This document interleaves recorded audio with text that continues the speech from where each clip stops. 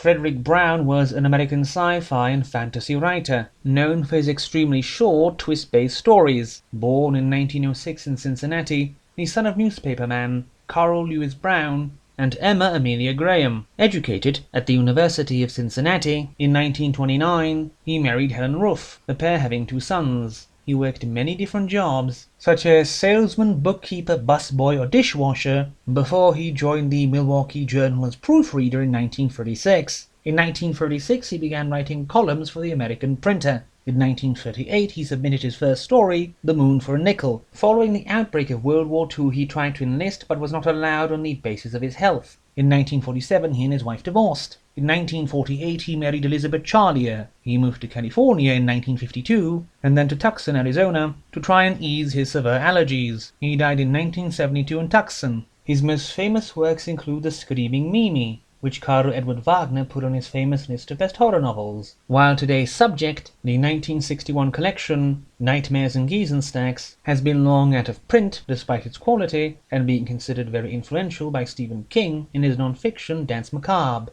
There are 47 stories here, many of them short and twist-based, hence I will only cover a selection. Nasty has Walter Beauregard lose his qualifications for membership in the Lectures Union due to age and wear, so he gets a pair of magic swimming trunks from a demon which grant him new virility. But, well, there is an obvious issue here. Abominable has Sir Chauncey Atherton travelling to abominable snowman country off of Mount Everest to find Ola Gabraldi and rescue her from them. But once again this does not go as he expected. Rebound has drug peddler and racketeer Larry Snell acquire the ability to make people do whatever he tells them to do, even drop dead, which is not a good proposition for anyone but him. Then follows 6 short nightmares in various colours, stories of murder, senility, drowning, and apocalyptics. Granny's Birthday is the story of a particularly nasty birthday in the Halperin household. The house is a bizarre, horrible journey for a man's house, on the level of the best weird masters of old Belgium, such as Jean Ray or Thomas Owen. We then have the stories of 3 great lost discoveries: